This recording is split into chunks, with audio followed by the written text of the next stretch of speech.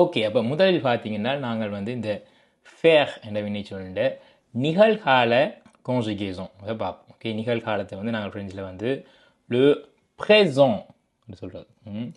présent என்றால் நிகழ்காலம். ஓகே, அப்போ நிகழ்காலத்தில் செய்தல் என்ற வினைச்சொல். அப்போ நான் செய்கிறேன் என்று சொல்லும்போது நாங்கள் ஃப்ரெஞ்சில் je fais என்று சொல்கிறது. je fais.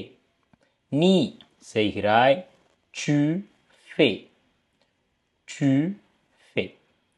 அவன் செய்கிறான், il fait. il fait. அவள் செய்கிறாள், elle fait. elle fait. நாங்கள் செய்கிறோம், on fait. on fait. Okay, இதே அந்த நாங்கள் செய்கிறோம் என்றதை வந்து நாங்கள் nous faisons சொல்லலாம். nous faisons.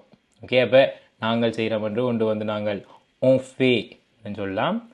nous faisons என்றும் நாங்கள் அதை சொல்லலாம். ஓகே, அடுத்து நீங்கள் செய்கிறீர்கள், vous faites. vous faites. அவர்கள் செய்கிறார்கள், ils font. ils font. அவள்கள் செய்கிறார்கள்.